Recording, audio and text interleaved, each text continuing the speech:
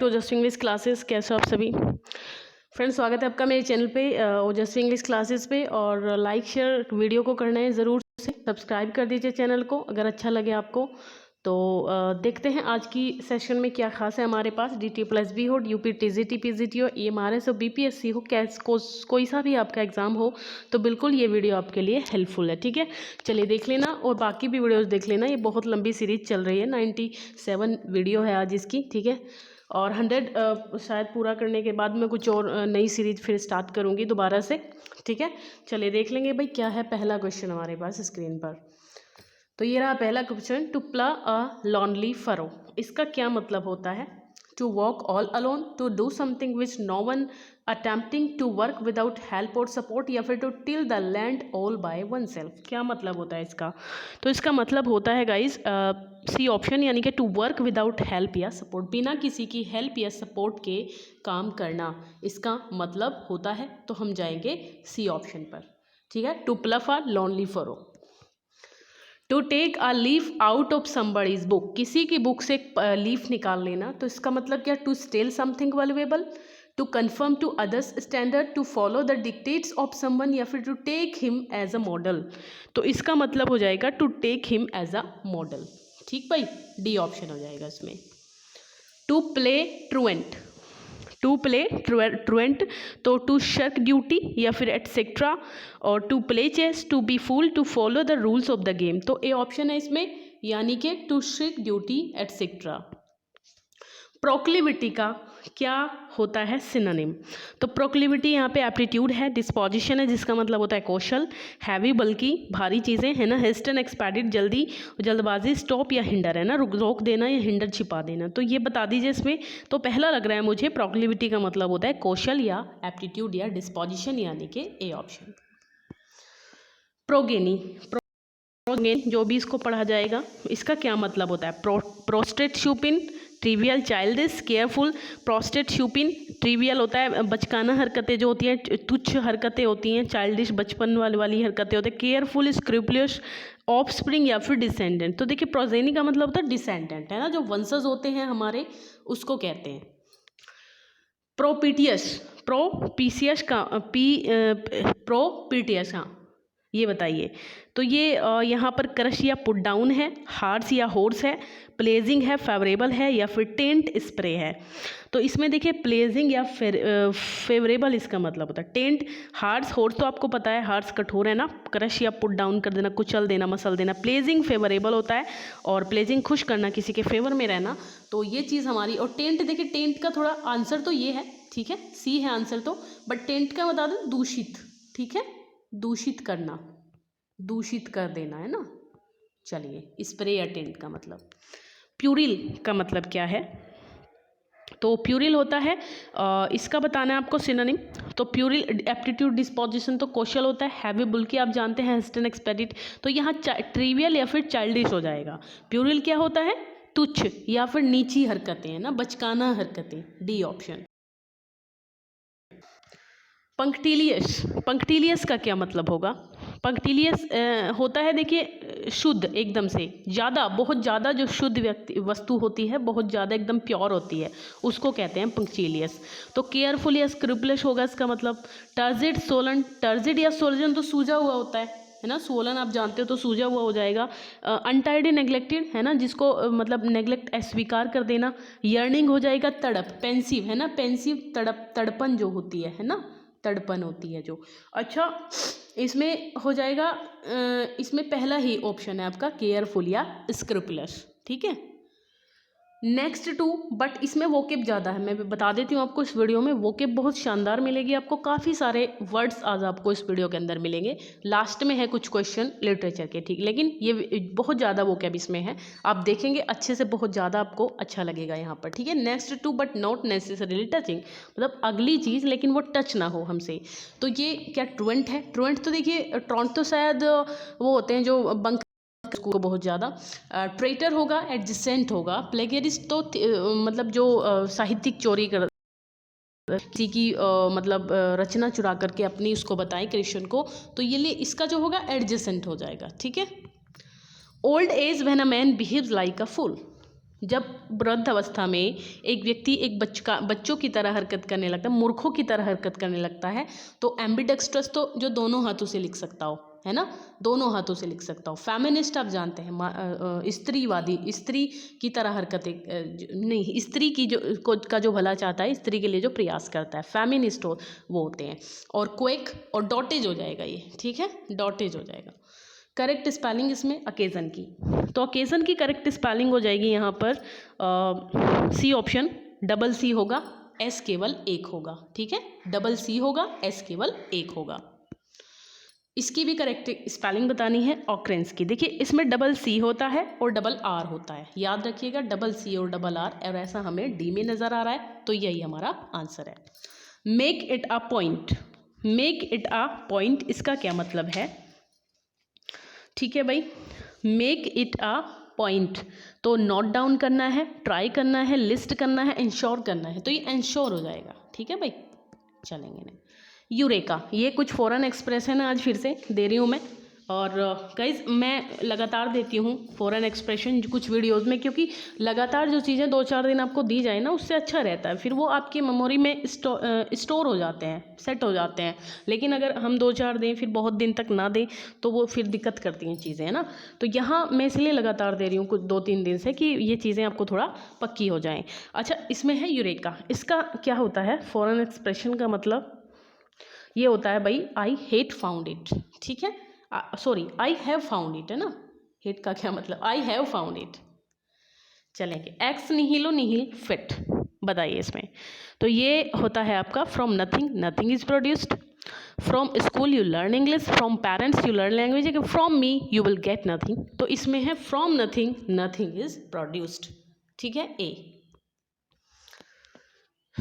ये बता दीजिए इसका, ये अलग सा ही है, फिंच मेकर, फिंच मेकर, है ना, और म्यूज़िक प्लेयर है, गॉर्मेट है, लव सीन है, ब्लिसफुल है।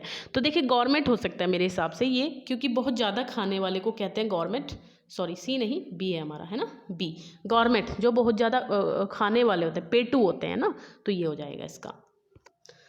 अनइम्पचेबल, यहाँ ए लिखा है, इसका मतलब इसका आपको एंटोनिम देना है। अनइम्पचेबल होता है एक तरीके से जाहिर, स्पष्ट, निसंदेह, जिस पर संदेह ना कर सकें हम लोग, है ना, तो वो अनइम्पचेबल होता है। मैं लिख देती हूँ यहाँ पर निसंदेह, है ना, निसंदेह, ये इम्पचेबल हो जाएगा। और इसका एंटोनिम देना है लेकिन हमें, तो बी हो जाएगा, है ना, ब्लेम वर्दी, जिसको ब्लेम किया जा सके, जो जिस पे शक किया जा रहा हो, रिप्रोचेबल हो जो, ठीक है।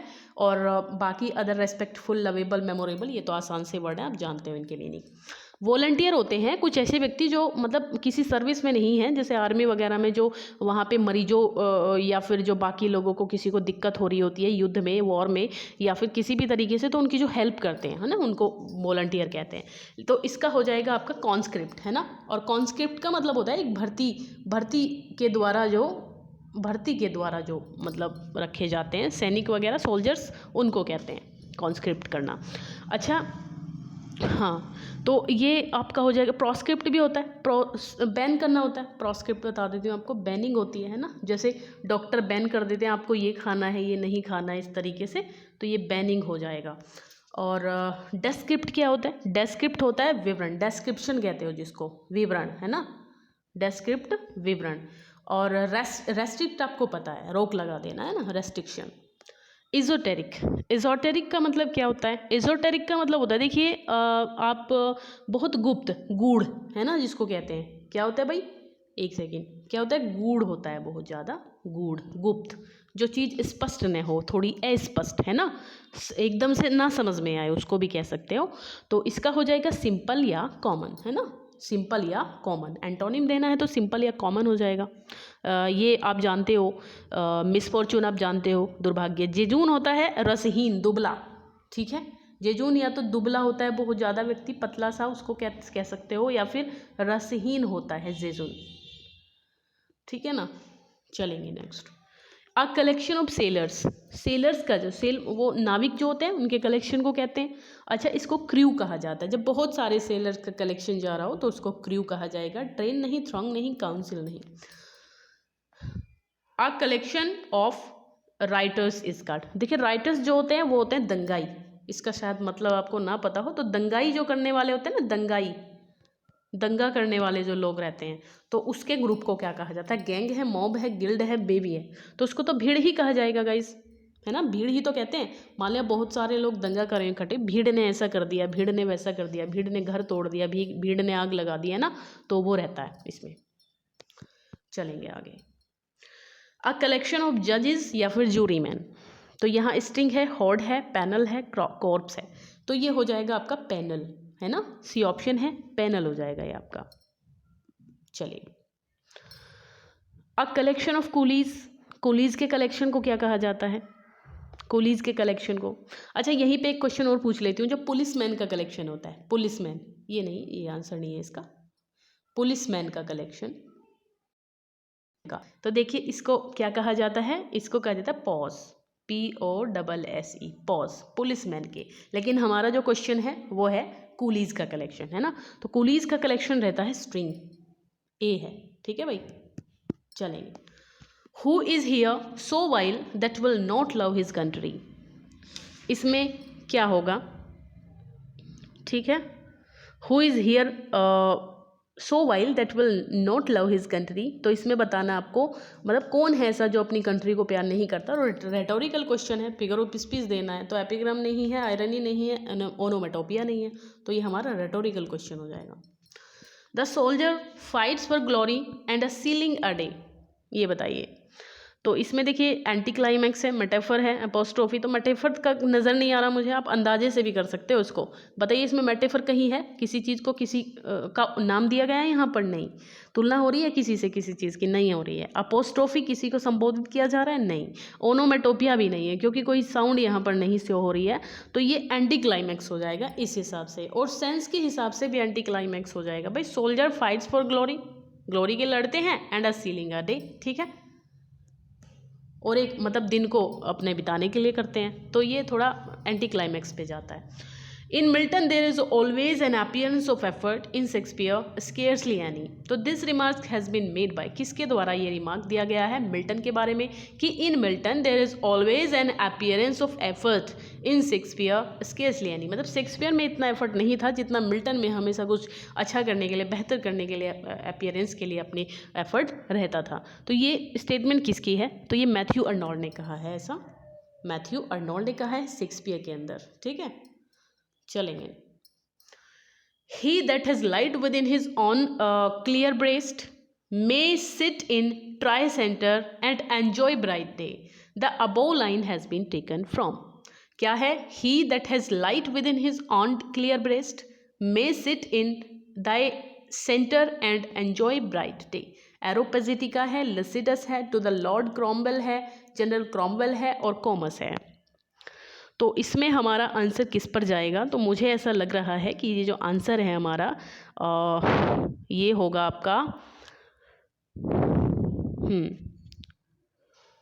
चलिए लिसिडस हो सकता है कि नहीं, लिसिडस तो नहीं है, ये आपका कॉमस है गाइस, ठीक है, कॉमस की लाइन है ये, ठीक है, डी ऑप्शन, जो कि कब आया था? 1634 में आया था, और ये शायद आपका एरोपेजिटिका 1644 में है, और लेसिडस आपका 1637 में है, और लॉर्ड कर्म 16 शायद 55 के में है शायद, ये मुझे लग रहा है ऐसा, है ना, 1655 हो सकता है, या फिर कुछ और है,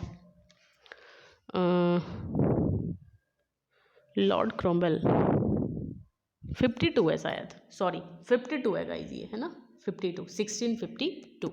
चलिए, माई rising is thy fall, this line is from, ये लाइन कहाँ से है कि माई राइजिंग इज दाई फॉल, तो ये पैराडाइज रिगेंड की है, कहाँ की है? पैराडाइज रिगेंड, जो कि 1674 में आया था, है ना। चलिए आगे क्या है? 29 क्वेश्चन है, Wordsworth published descriptive sketches and evening walk, इनके 2 स्टार्टिंग के वर्क थे ये, और ये आपके हीरोइक कपलेट में भी हैं, ये भी आपको बता देती हूँ, लेकिन ये आए कब थे? तो ये पहला ही है इसमें 29 जनवरी पे, और 1793 में आ जाइए आप, ठीक है, ये ऑप्शन है। What is the last question, what is the theme of proletarian novel, क्या थीम रहती है इसकी? जो प्रोलिटेरियन नॉवल होते हैं इनकी क्या थीम रहती है? प्रोलिटेरियन नॉवल की, है ना, तो इसमें आपका एरिस्टोक्रेटिक क्लास के बारे में बात होती है, वॉरियर्स की होती है, मिडिल क्लास की, तो वर्किंग क्लास की होती है, बाकी तीनों नहीं, वर्किंग क्लास की बात होती है। तो यही थे गाइस आज के हमारे क्वेश्चन, आई होप क्लियर हुए होंगे। लाइक शेयर कर दीजिए, बीच में कहते नहीं हो, लास्ट में आप लोग भाग जाते हैं बिना बात सुने, ठीक है, तो लाइक शेयर कर देना ज़रूर से और ज़्यादा से ज़्यादा लोगों तक भेज देना, ठीक है भाई। बाय, टेक केयर, मिलेंगे नेक्स्ट वीडियो में।